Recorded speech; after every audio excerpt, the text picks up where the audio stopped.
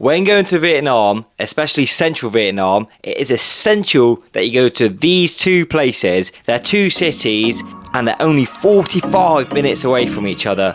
Simple taxi ride, rather cheap because it's just dirt cheap in Vietnam. And they are so interesting for such different reasons. The first place I went to was a place called Da Nang.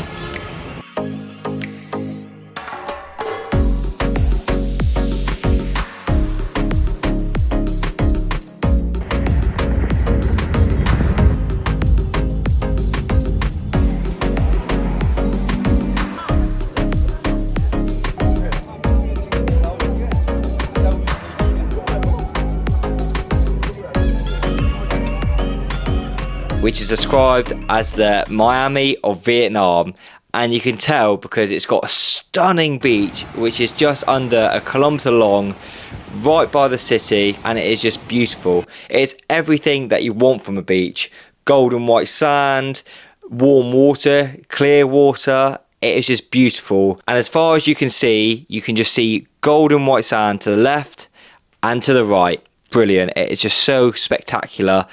And it's probably the best beach that I went to within the first 8 weeks of my travelling. And it was the first time we actually had sun in Vietnam. The northern part of Vietnam for the first 2 weeks wasn't good. It was raining, it was drizzling, it was just like being back in the UK during the winter time. Not what you want when you're going away, but it was so worth it just for that one first day of full sunshine. I got burnt between me and you, which is always going to happen. I'm rather fair-skinned, but it was just so nice. And like I said before, the beach was stunning and it was so worth the wait. It is so good after 2 weeks of drizzle and wet and grayness in northern Vietnam to finally get some sun. It is just simply lovely. Doing a 360, that's how happy I am. Don't really care, and just look at that view. We could be anywhere in the world, but Vietnam, what an underrated place to have beaches. They're just simply gorgeous. The temperature of the water, the sand, and everything in between, it's just the best. So good. That isn't all Da Nang has to offer. It's got a population of 1.2 million people, and it's got such a hustle and bustle to the city. The following day we went to Ba Na Hills, and this place is quite remarkable. It is just so special. You go up in a cable car, which takes about 20 minutes, and you just see greenery as far as you can see, and it's just stunning. It's just miles and miles of forest. It's about 30 minutes outside of Da Nang, so you're gonna have to get a taxi or a moped or however you travel to get there. And it's so worth it. It's a little bit pricey. It's £30 to go up there for the day, but once you're up there, you see the iconic Golden Bridge.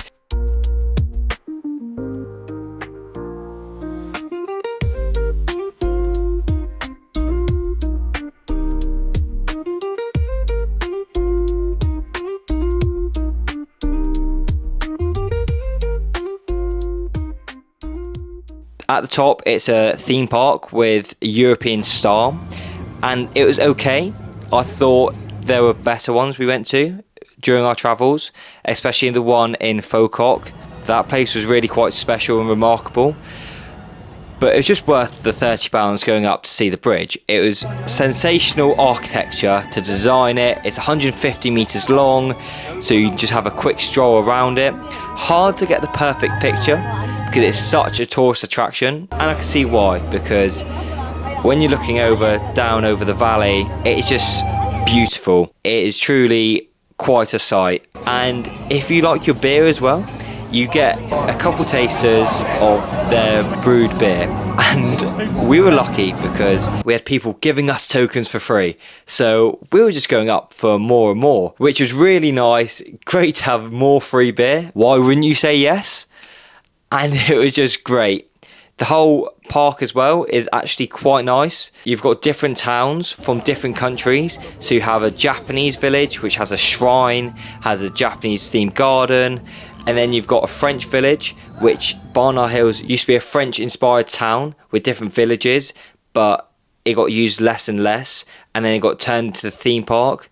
And the French town up there has got a medieval feel to it. So it's got old buildings, and it's like you're walking back through time in a French town. Unfortunately, due to time constraints, we only had 2 nights there.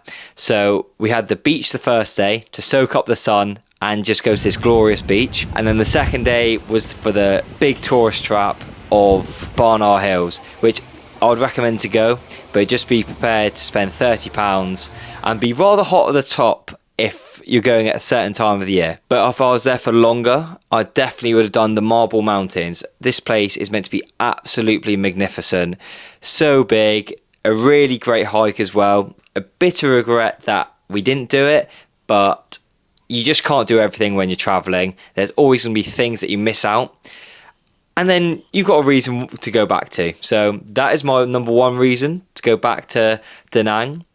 And also you've got the bridge with the dragon, which shoots out fire and has special shows, which is meant to be really beautiful and just magnificent to see. And I look forward to going back to this special place as soon as I can. But 45 minutes down the road is Hoi An. And I always got this place mixed up with Hanoi because they're spelt rather similarly and they do sound nearly the same, but they are so different. Hanoi, the capital city of Vietnam, it's just got hustle and bustle like you wouldn't believe. Motorbikes and mopeds whizzing past you at every opportunity. The streets are just so crowded, especially in the old quarter, in the old town. But I really liked Hanoi, and I've done a review video if you want to see that. But this place, Hoi An, has got about 10% of the population of Da Nang. 120,000 people live here, but it's actually a UNESCO World Heritage Site for the old town, and you can see why. Because this place is the most picturesque place in all of Vietnam. It is absolutely stunning. Around every corner there is new history, new buildings to see, and you can really soak up the heritage that was here in Hoi An hundreds of years ago.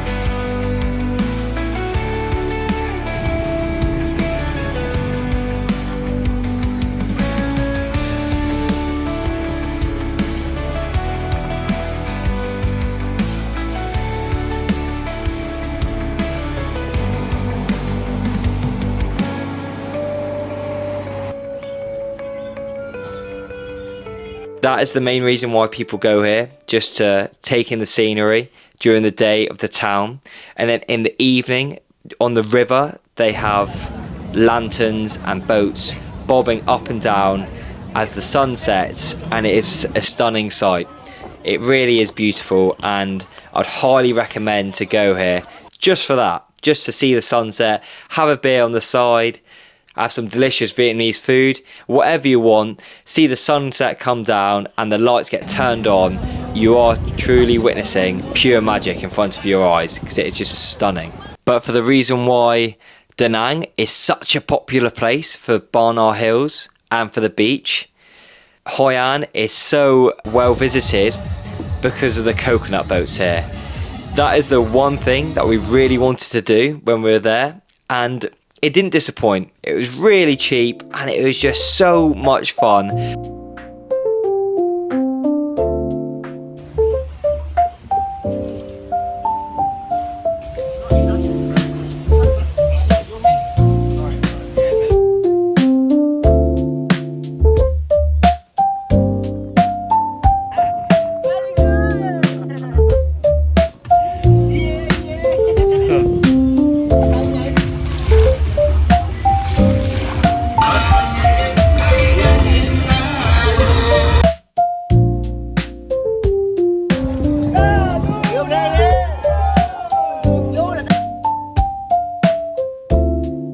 I had the best tour guide. He was so funny. He was dancing around, making us laugh, and he was so enthusiastic about his job. The reason why these coconut boats are so famous is because that they used to be used to see the coconut forest not too far outside of Hoi An. And that's why they're called coconut boats, because they're used to go to coconut forest. Makes sense, doesn't it? It used to be used for fishing, and we even saw some fishing done on one of these coconut boats. And for transportation, they were so easy to use, they were so quick as well. Our tour guide whizzed around the water on them. They were brilliant, and you can see why so many people do it. It is such a good and unique activity to do, and I just loved being on it. It was so much fun and I couldn't recommend it enough. Another thing about being in the old town during the night time is the street market.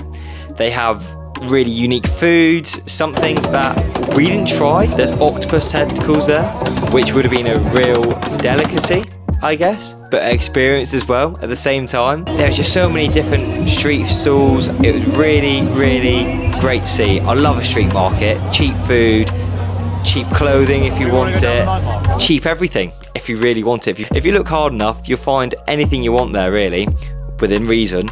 So I've said about the traditional things of Hoi An, but now I'll say about the one thing that people speak about, which isn't traditional at all, and that is the quirky bars there. The two in particular. You've got the Mr. Bean bar and then the Bob Marley bar. And the only reason why they're called these two different bars is because in the Mr. Bean bar, there are pictures, rather interesting pictures of Mr. Bean, Ron Atkinson, all around the bar. And then in the Bob Marley bar, you have reggae music with his songs and Bob Marley printed all over the place. And they were quite good. It's something very different than what we've seen so far. And it's a great way to end the night or start the night, however long you want to stay out for. Because there's a lot of partying in Hoi An as well. If you like that sort of thing, it's a great place for you. History in the day, partying in the night. What more do you want? We also went to the beach in Hoi An as well. It was about 20 minutes outside of the city centre. I got a grab there on a moped, went past stunning rice fields and went to this beach, and it cost me about £1 for a 20-minute journey on a grab. You put on your little green helmet and you whiz away. It is so much fun, it is so cheap, and it's just such a great way to get around on these mopeds because you can really take in the scenery. And the scenery here in the city centre for the history is remarkable and it's historic and it's great. Then when you just creep outside the city centre of Hoi An, you see the true beauty of the rice fields, and it's just magnificent. It is so great to see. It's something that you don't see a lot of, and it just blows you away, really. And then after your 20 minutes on the moped, praying you don't fall off. But the grab drivers are good as gold, so that's never going to be an issue. But you get to the beach, and then the beach is stunning as well. Goes on for miles and miles either way, unlike the one in Da Nang. But the one in Da Nang was significantly better. This one was still lovely, but the one in Da Nang, significantly better. And that is everything we got up to in the several days that we're in Da Nang or Hoi An. And these two places really stick in my memory from going through Vietnam because they're just so quirky, so unique, and they're so close to each other. So if you think that you've missed a little bit out, you could have just gone back to one or the other. Depending if you're going north to south, you'd probably go Da Nang to Hoi An. Then obviously the other way, south to north, you'd go Hoi An to Da Nang. There's so much to do in these two different places. They're truly magical to be in, and I'd highly, highly recommend going to these two places when travelling Vietnam.